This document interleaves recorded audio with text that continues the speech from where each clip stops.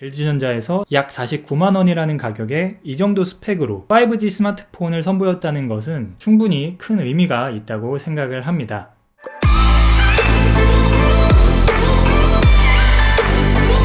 네, 안녕하세요, 리얼릿입니다. 오늘은 LG전자에서 지난달에 공개한 가성비 스마트폰 LG Q92에 대해서 보여드리려고 해요. 드디어 LG에서도 가성비라는 타이틀에 걸맞는 스마트폰을 출시했다고 할 수 있는데, 이 단말기는 KT로부터 대여를 받으면서 제작비까지 지원을 받았고요. 대신 이 디바이스에 대한 리뷰는 제 의견대로 자유롭게 한다는 점 말씀드리면서 바로 시작할게요.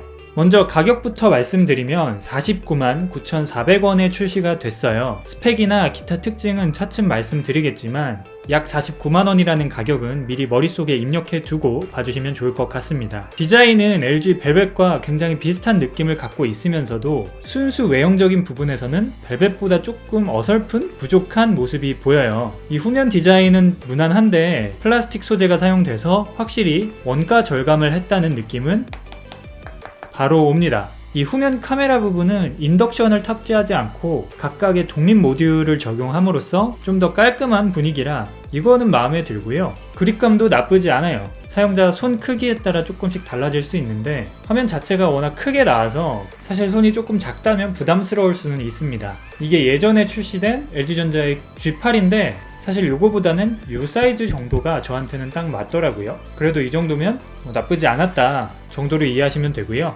좌측에는 볼륨 버튼, 구글 어시스턴트 버튼이 있고 우측에는 전원 겸 지문인식을 통합해서 사용하는 버튼이 하나로 구성되어 있어요.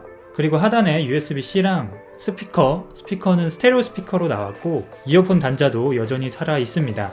여기서 이 구글 어시스턴트 버튼이 특히 차량용 거치대를 사용하면 자꾸 눌려서 개인적으로 좀 빼줬으면 좋겠는데 이렇게 호출이 되죠. 근데 이게 여전히 달려 있어서 이 위치를 좀 옮겨주던가 무튼 조금 아쉬워요.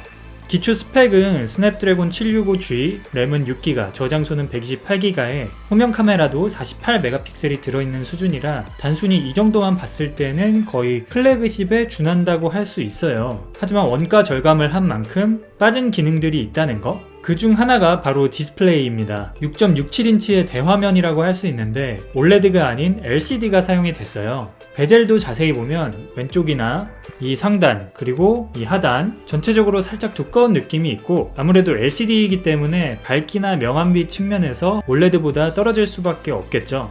방금 잠깐 보여드렸던 이 LG G8이랑 나란히 놓고 보면 Q92에서 조금 누런 느낌의 약간 그린 컬러가 섞인 화면처럼 보여요. 이게 카메라로 녹화를 하는 거라 어떻게 당길지는 모르겠지만 실물로 보면 확연히 차이가 있습니다. 근데 어떻게 보면 이거는 이렇게 직접적으로 비교를 해서 그렇지 사실 이것만 놓고 사용을 한다고 하면 이렇게 인터넷 구경하고 유튜브 영상 보고 게임도 즐기고 문제가 있는 건 아니기 때문에 디스플레이에서 원가 절감은 있었지만 엄청 치명적이지는 않다라고 말씀드리고 싶습니다. 성능은 여러 요소를 고려해야겠지만 단순히 칩셋만 놓고 보면 오히려 벨벳보다 한 단계 더 높은 765G가 탑재됐어요. 램도 6GB라서 엄청 넉넉하지는 않아도 배틀그라운드 모바일을 돌려보면 쾌적하게 플레이가 가능했기 때문에 이 정도면 퍼포먼스 측면에서 걱정은 하지 않아도 되는 수준이에요.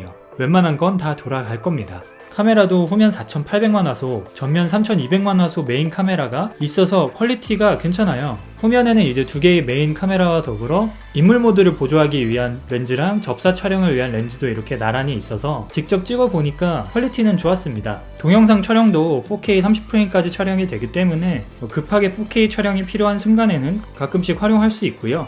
카메라 관련해서 부가 기능으로 이제 ASMR 레코딩이랑 보이스 아웃포커스라는 이 두 개의 기능이 있는데 사실 이런 기능들은 실사용자들이 얼마나 잘 활용하고 있는지는 조금 의문이긴 합니다. 유용한 기능이긴 하지만 엄청 실용적이라고 하기에는 약간 거리가 있어서 그냥 이 정도가 있다라고 이해하시고 그래도 사진이나 동영상 기본 기능에는 충실하게 만들어졌으니까 가성비를 생각한다면 이 정도면 괜찮다고 봐요. 그리고 배터리가 4000mAh로 넉넉한 편은 아닙니다. 그리고 무선 충전이 빠졌어요. 배터리 측면에서 원가 절감이 좀 많이 된 것 같은데 배터리 용량이야 사실 사용하는 사람에 따라 괜찮을 수도 부족할 수도 있겠지만 무선 충전이 빠진 부분은 아쉽긴 해요. 개인적으로는 무선 충전 환경이 아예 익숙해져서 무의식적으로도 충전 패드에 그냥 이렇게 올려놓는데 이거는 따로 케이블을 써야 하니까 약간은 옛날로 돌아가는 느낌? 하지만 이것도 기존의 유선 충전이 더 익숙한 분이라면 크게 문제되지는 않겠죠.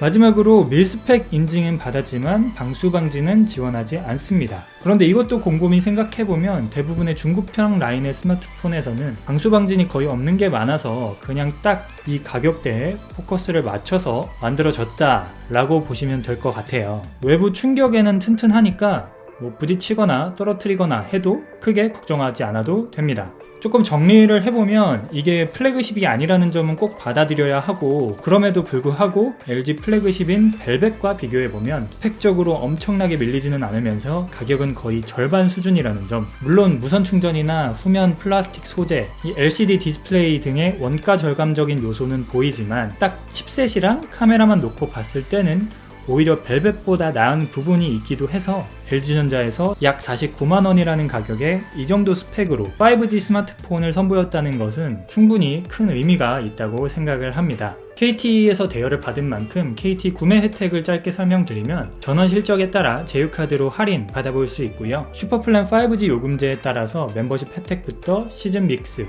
지니뮤직 등 서비스 이용도 가능하다는 점, 그리고 슈퍼플랜 스페셜 플러스 이상의 이용 고객에게는 넷플릭스 3개월 이용권도 제공이 된다고 해서 혹시나 가성비 스마트폰 알아보고 있다면 참고하시면 좋을 것 같아요. 네, 이번 영상 여기서 마무리를 하고 영상 도움이 되셨다면 영상 좋아요와 채널 구독하기, 알람 설정까지 부탁드리면서 저는 다음에 또 다른 영상으로 찾아뵙도록 할게요. 시청해주셔서 감사합니다.